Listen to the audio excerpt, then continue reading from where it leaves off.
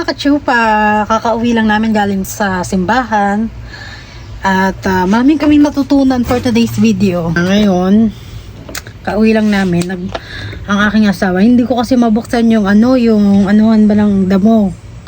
Yung makina ba para pangkat ng grasses. Hindi ko mabuksan yung asawa ko magkakat ngayon ng grasses. So ngayon, balak niyang linisin ang aming garden. So, i-share ko lang sa inyo guys yung mga natutunan ko sa church. No, it's not. I close it. Oh, there's water in here. Because the house is very long. Oh, it's probably Why you? Don't remove. well, how am I gonna cut the grass? Just put it in the floor. Because I'm gonna. From here, because I'm gonna. It can't be here. It has to be out of the way. Nakalimutan ko na i-share ko. Ayan, nag-argumento. Kakauwi lang galing simbahan, nag-argumento na, no? Natutunan namin sa church. Maganda pala yun, lagi kang may natututunan, no? Yung kada linggo may natututunan ka, no? Natutunan namin is, God, binild tayo, iba-iba, unique, iba-ibang ugali, iba-ibang itsura. Unique ba kung ano? So, ang natutunan namin for today's video is, know your purpose. Kasi 'di ba, ikaw alam mo naman sa sarili mo na ganyan ka, ganyan yung yung ganyan attitude mo, ganyan yung ugali mo. Parang kung ganyan ugali mo, maghanap ka ng purpose ba na makakatulong or basta parang pakikinabangan ba? Kasi sabi ng pastor doon, everyone have a different purpose in life. Parang ganun. Sabi ko nga, ay baka yung purpose ko is mag-share ng gospel. Charot lang. Huwag na tayo sa mga ganyan-ganyan para sabihin sa akin, hindi ikaw yan. Winnie, hindi ikaw yan. Gisingin mo. Nakakaganon. Pag basta ako, may natututunan ako, sinishare ko lang sa inyo. Ang gusto ko lang malaman nyo na hindi man tayo pumapasok sa paaralan or hindi man tayo mabait na tao or hindi man tayo makatulong using money, yung ganyan. Kumbaga mag-share ba ng knowledge about God? Parang ganoon. Kasi maganda talaga yung sinishare mo yung mga natututunan mo para hindi lang ikaw ang makakaligtas. Parang hindi naman sa sinasabing pag hindi ka nag-share hindi ka na makakaligtas. Kumbaga, i-share mo din sa iba. I do have a new project for you. What is it?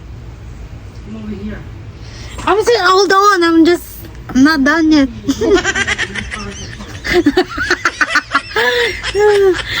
I'm sharing the gospel from God. Ay, charot lang. Suot ko pala yung aking dress na binili kahapon. Hindi ko pa nalalaban. Pero okay lang yun. Mukhang malanas naman siya, diba? Tsaka kakulay ko siya, mukhang chocolate. Or kakulay ng mocha. Ang akin lang kasi, gusto ko. Ha? Aya! Well, you did it all wrong, baby. Ha? You did it all wrong. It's not. It's not gonna grow when you just spread it out like that. Look at our neighbor. He did that too. No, it's not gonna grow. You're supposed to. Do you wanna bet? You're supposed to get the sand to be soft first, and then you put it in there. Do you wanna bet? It's not gonna grow. Nakikipag-argumento na naman to. So, pag tumubo yung damo dyan, panalo ko And when I put the grass, it's all gone already because I'm gonna go over it. You understand what I'm saying? Try it. It's not. Sabi ko, wala na ako. Dinidemonyo na naman ako ng asawa ko. Kaya ayoko magsisimba Dinidemonyo ko. Makakasabi ako ng masasalita Pag nainis akong ganyan maglinis na nga tayo ng damo.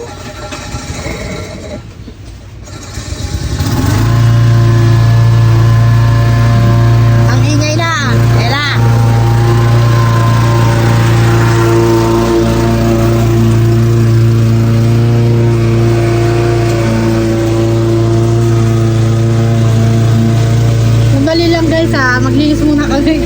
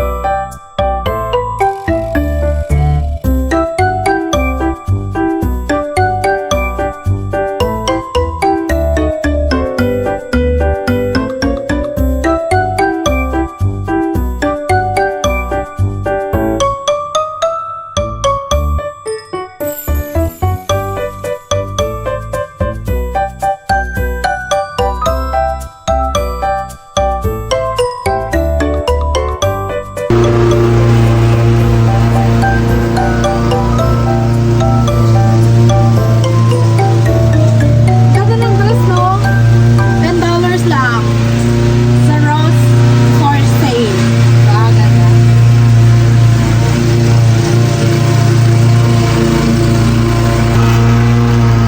Where can I try?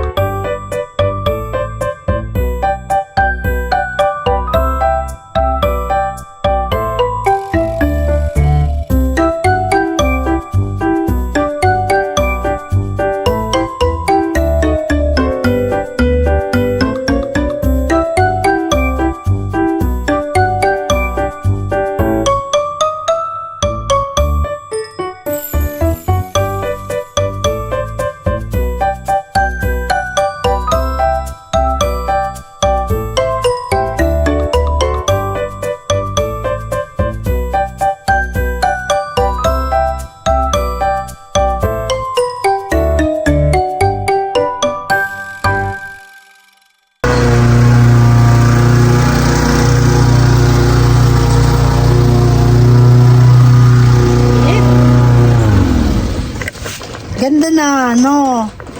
Pwede na maglaro ng baseball dito. Boom! Baby, let's buy ball. Huh? Let's play volleyball here. We don't have a volleyball. I'm gonna buy.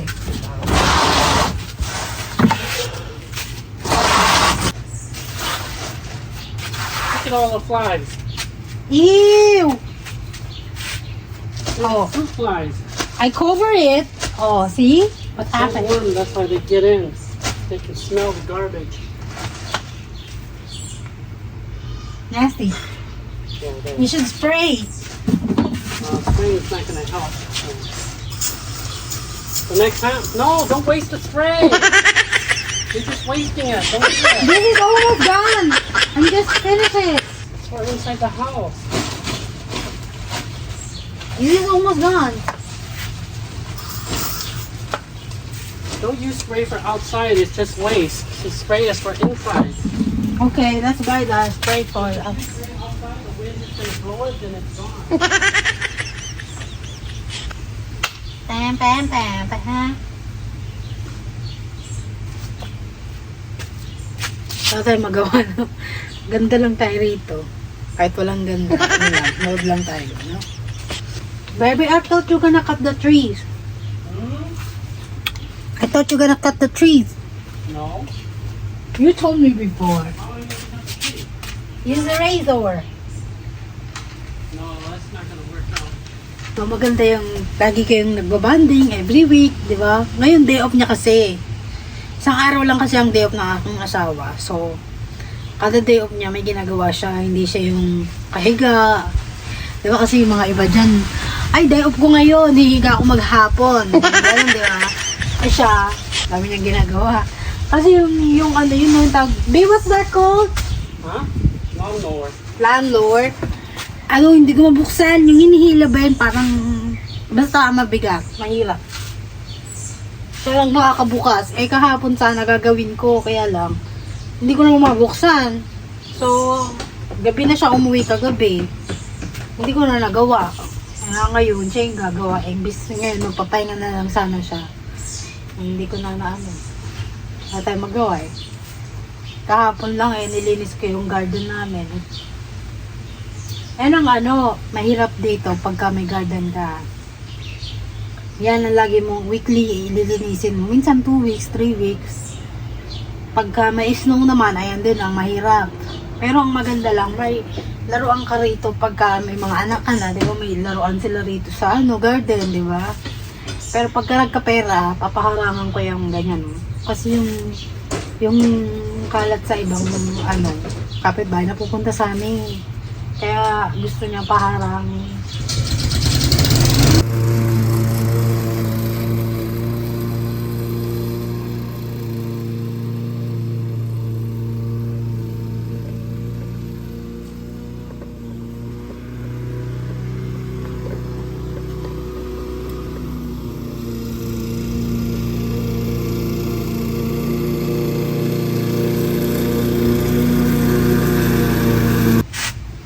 Mag-aano muna ako, magdidilig na ako. Tapos ang aking asawang ano ng mga damo. So, didiligan ko na. Yan, magdidilig na ako.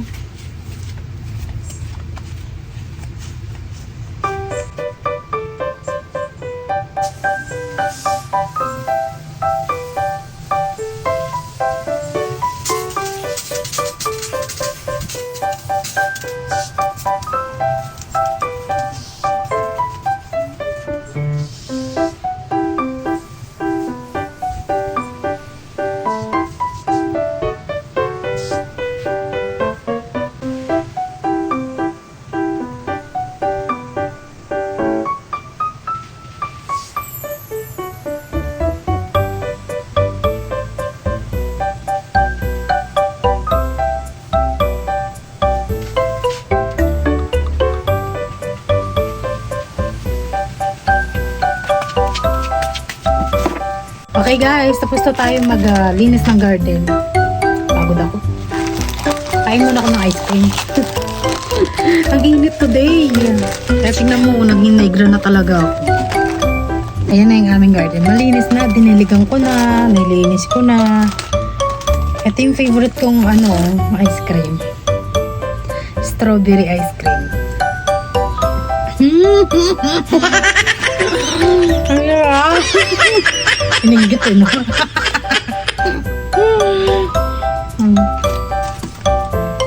Napanood yung yung video ko eh. Parang gusto ko ng ice cream eh. Naghanap ng ganito sa Philippines. Walang ganito sa Philippines. Grabe yung una kong kagat na ito. Para kong kumain ng ng cake na matigas. Ang sarap.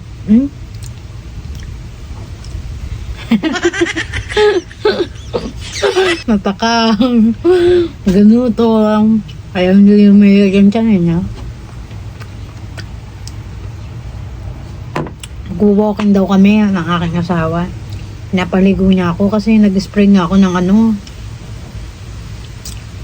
yung pamatay sa mga cockroach. Panaliligo niya ako. Sana naman ako naliligo kasi naligo na ako kaninang umaga eh. Bago kami magsimba. Sarap. Alam mo ang kinagustuhan ko rito? Ay ang mga puti niya tsaka yung kulay pink. Parang chocolate kasi. Baka matakam yung nanay ko. Pag nanood niya ito. Skip ko muna. Hi everyone! Welcome back. Kaya gising ko lang, nakatulog ako ng kasi naglakad kami sa sa neighborhood namin. Sobrang init, parang inantok ako, napagod ako, kaya hindi na ako nakapag-vlog. So, tapos na ang aming linis ng garden namin. Nagdilig na rin ako. Gusto ko sanang pagandahin yung garden, kaya lang walang budget. Saka na. Share ko lang, no? Ito pala, nabili. Ito yung hinahanap ko. Kasi meron kaming ganito dati sa sa Philippines. Anong date na ngayon? August 4. Ang bilis ng araw. August na. Hindi mo malayan. Baka mamaya, December na, no? Hindi mo namamalayan. Ayun, no? Nabili ko siya sa Goodwill. $2. So, makikita 100 plus. Share lang. Kasi, natatawa akong, kasi yung mga bata hindi nag-stay dito. After na mag-church, kumain kaming McDo. Breakfast namin, McDo. Mga 11 na yun. E di, nagkukwentuhan kami. Kasi nga nagkukwentuhan kami about church, ganyan-ganyan. Tinanong ni Paper ang mga anak kung alam ba yung 10 Commandments. E di syempre e di tinanong din niya ako. Syempre, sinabi ko yung mga alam ko na bawal pumatay, ganyan-ganyan, bawal magsinungaling, bawal sumamba kahit sa anong God, isa lang ang God, parang ganon. Nakita ko sa commandment yun mahalin ang magulang, pa ba? Basta mga English, hindi ko pero mga Tagalog, ang mga parang bawal kang mag-jealous. Ginamit ng asawa ko yung lumang car niya. Ayun, paalis pa sila. Pupunta sila ng Burger King. Bili daw sila ng chicken kasi chicken ba yun? Chicken nuggets sa Burger King. Kasi nagka-crave ba sila? Ako hindi naman ako parang nagpabili lang ako ng chicken nuggets, bulalo wings. Parang hindi ko ma-explain, pero ayun na. Nawala na ako sa kwento. Nakita ko na yung asawa ko visit. Kaya gising ko lang, di pa maayos yung buhok ko. Sakit ng ko. Mga katawang-katawang ko, parang kasukasuan ba. Tapos, tinanong ng asawa ko si Danny kung anong alam niya sa 10 Commandments. Walang alam si Danny kasi si Danny, hindi sila Christian noon. Kumbaga hindi sila tinuruan. Ang nanay niya hindi rin naman Christian. Sila? Shaman ba yun? Tawag yun? Shaman. Sa shaman, walang mga ganun. Iba ang nila. Iba ang religion ba? Buti na lang itong Honey, ang anak niyang panganay, sumama dun sa... Si Honey kasi, chika ko lang si Honey kasi, nagkaroon siya ng depression. Yung yung dumaan siya sa matinding depression ba, yung parang ang akala niya tomboy siya. Nag-sick si Paper, sobrang depressed na rin ang asawa ko noong time na yun kasi LDR pa kami noon. Kumbaga, hindi alam ni Paper kung kanino lalapit kasi psychiatrist dito mahal ang mga psychiatrist dito, yung mga psychologists. Ka ng doon, ang mahal ng check-up. Kaya si Paper talaga namulubi. One time daw, pumunta si Honey sa pina-check up nila sa psychiatrist. MRI nga, tawag doon, MRI. Check nga doon yung utak kung anong nangyari, ganyan-ganyan. Buti na lang, hindi pa sila doon dumating sa point na yun. Pero sila ng psychologist. Nagpa-check up sila sa psychologist. Sabi ng psychologist hindi din niyo alam kung anong nangyayari kay Honey. Ang in-advise lang kay Honey, dito, i-try mo kayang mag-Christian. Totoo yan hindi ako bibiro, hindi ako kukwento-kwento, baka mamaya sabihin, inaakay ko kayo maging Christian, ganyan-ganyan. Hindi. Ako na ang nagsasabi. Kasi ang asawa ko, nakita mo yung mga post ng asawa ko, nangihingi ng tulong ang aking asawa noon, nung LDR pa kami, nasa Philippines pa ako, nangihingi talaga siya ng tulong. Donation ba para sa anak niya kasi nga, hindi namin alam kung na paano, yung kumbaga parang iba talaga ang utak ni Honey noon nung hindi pa siya Christian. Sabi niya, mag-seek ka kaya sa mga sa God, ganyan ganyan, kasi kahit yung isang psychologist na nakausap ng stepdaughter ko hindi rin alam ang ano bang nagdahilan ng pagka-depressed niya. Yung dumating pa nga si point sa si Honey kasi mga 12 years old pa noon. 14 na siya ngayon. Dumating pa sa point na gusto magpakamatay ng stepdaughter ko. Totoo yun Kaya ang aking asawa ay talagang paranoid. Hindi minsan kakatulog yung asawa ko. Syempre, ikaw ba naman na magkaroon ng anak na parang depressed Yung gusto talagang magpakamatay ng buti na lang in-advisean siya ng psychologist niya na minsan magpunta-punta ka sa church. Hindi kasi sila naniniwala sa mga church dahil kasi ang shaman, wala silang church. Wala silang kung bakit Ako Catholic ako, pero hindi ko talaga alam ang shaman.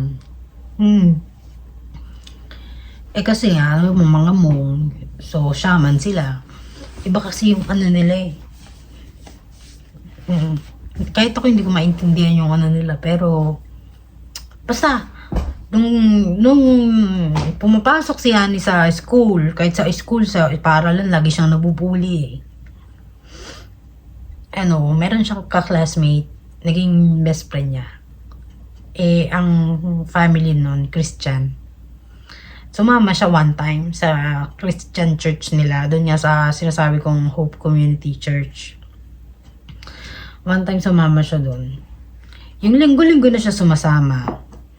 Pero hindi pa siya nagpapabaptis kasi nga kailangan, bata pa siya mga 13 years old pa siya, parang gusto niya na lang isign. Siyempre, kailangan, bago mo isign yung baptism na yan, isa-sign din ng parents mo.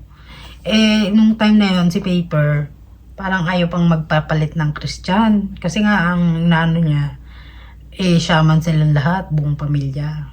At saka yung tatay niya. Parang pagka nagpapalit daw siya ng Christian, parang binabaliwala ba niya yung tatay niya. Parang ganun. Ngayon, nung nandito na nga ako, unti-unti na umuukay. Oo, sabi ko nga salamat sa Diyos na umuukay na. Kasi dahil hindi mo talaga makikita yung asawa ko na tumatawa. Birang-bira. Dahil lang lagi niya iniisip, ayokong tumawa, kasi naiisip niya anak niya Syempre ako rin ako minsan, paranoid din talaga ako minsan. Kumbaga pagka konting tawa, konting saya, iniisip ko yung pamilya ng asawa ko.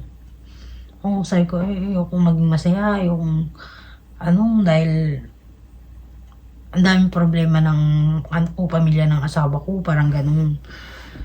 Yun lagi kong iniisip, kaya pag nagsasaya ako, parang tinitigil ko agad, parang naiisip ko kasi na ayokong magsaya. Dahil yung pamilya ng asawa ko malaking problema ang dinadanas, ganyan. Buti na lang yung pagkapunta ko rito, linggo-linggo na nga nagsisimba ang stepdaughter ko sa Christian. Unti-unti na siya nagbabago. Totoo yun, parang nawala na sa kanya nalaman niya yung 10 Commandments, na doon pumapasok yung bawal pumatay, bawal mo rin patayin ng sarili mo. Doon din pumapasok yun, pinakamasamang gawain. Kasi di ba may mga bata na parang rebelde. Buti na lang si Honey, ang laking pinagbago. Totoo yan, nakakausap ko ang aking stepdaughter sa Messenger nung pa kami, LDR pa kami. Hindi pa kami nakikita, hindi pa ako nakakarating dito. Yung parang minsan hindi mo siya makausap, sobrang tahimik. Ngayon okay na. Alam mo kung paano ko nalaman na okay na siya? Na nagtatali na siya ng buhok, nag-aayos na siya, makeup na siya. Tapos sinabi niya sa daddy niya na hindi daw, nalaman niya na sa sarili niya na hindi siya tomboy, ganyan. Kasi alam mo naman lahat ng parents, kung ang anak nila parang magkaroon ng problema tulad ng gender, syempre lahat naman, di ba, mga de-depress. Siguro yung mga iba, hindi naman parang sinusuportahan. Pero sabi sa akin ng asawa ko, kung saan masaya yung anak niya, dun daw siya. So, kahit hindi siya masaya, kahit hindi niya gustuhin, susuportahan niya yung anak niya. Ganun ang asawa ko. Kaya lang, hindi masaya ang asawa ko. Kumbaga parang dinidibdib pa rin niya. Syempre, dahil naman niya na lumaki yung anak niya na walang magandang, hindi ko naman sinasabi na lahat ng gano'n na wala na magandang future. Diba? Hindi ko naman sinasabi. Kumbaga parang ayaw lang niyang lumaki ng gano'n. Gusto niya yung nakikita niya yung anak niya na may mga anak rin, may sariling pamilya, nasa ayos na Hindi ko naman sinasabi yung mga lahat ng ganto, ganyan. Hindi naman. Ang lang, sa lahat ng parents, ayaw rin naman mangyari ng ganun. Na ko lang sa ko, ang laki talaga ng pinagbago ng stepdaughter ko.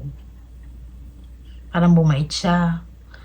Parang bumukas yung mundo niya. Yung parang dating nakasara, bumukas ba? Tapos yung dating, ang laki talaga ng natulong ng Christian. Totoo yan kasi linggo-linggo talaga na may nakukuha kaming aral. Importante yun kaya kung hindi ko naman sinasabi na mag-Christian kayo, mag-change ng religion.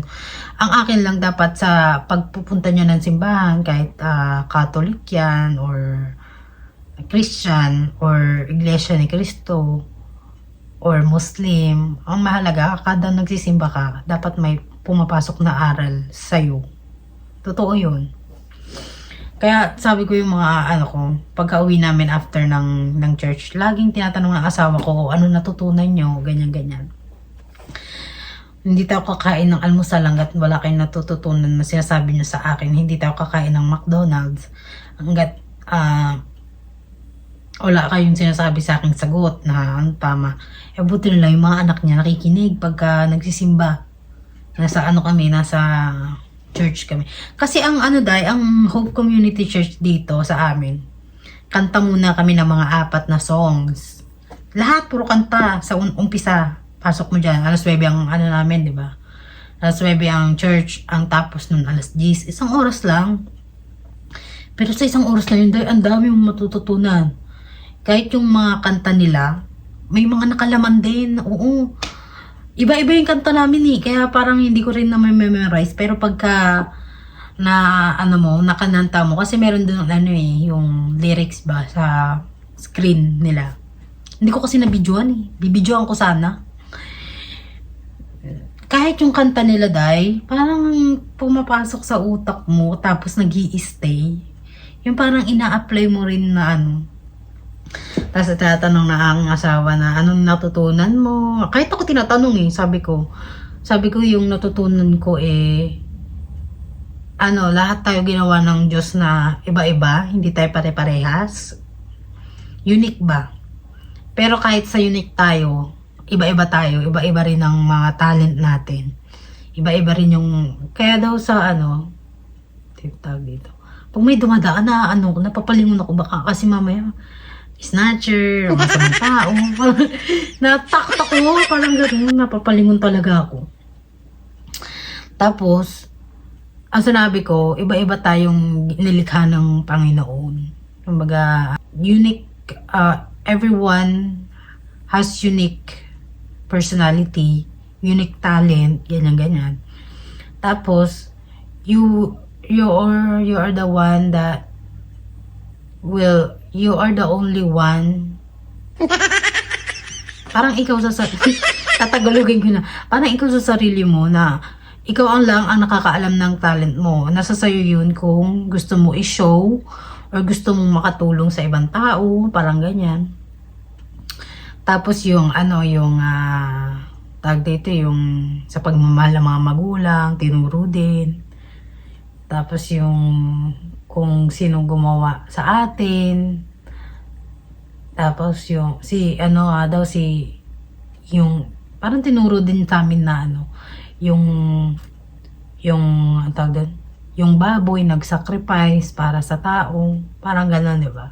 Ay, para may makain yung mga hayop. Parang ganoon. Yung manok nagsacrifice para sa mga tao din, mga ganyan. Para may makain yung tao. Si God, ano daw ang sinacrifice ni God? Ang sinacrifice daw ni God is buong sambayanan. Kasi di ba parang nag-sacrifice siya sa atin para mabayaran yung mga sins natin, yung mga ganyan. Alam mo, hindi ko makikita sa sarili ko na mag-share ako sa mga ganito, sa mga vlog ko ng mga ng mga God, emirate na natututunan ko sa Christian church. Hindi ko nakikita sa sarili ko na nag-share ako ng mga ganito. Pero ang sarap talaga pakinggan, totoo lang. Ang sarap ayoko naman kasi sarilihin lang na yung natutunan ko. Sarilihin ko lang. Parang feeling ko kasi napaka-selfish ko. Oo, totoo yun Kaya ngayon na iintindihan ko na yung mga kumakatok sa bahay natin. Tapos, naalala ko yun. Kasi nung bata kami, ay chika ko sa inyo. Yung bata kami dahil pag kami kumakatok sa bahay namin, may daladalang Bible. Babasahan ka. Tatakbo na kami niyan. Sasarado na namin yung mga pinto namin. Ganun yung makitira doon. Parang ganun. Ay, ganun yung namin, yung technique namin. Pero natatawa ko sa kapatid kong lalaki.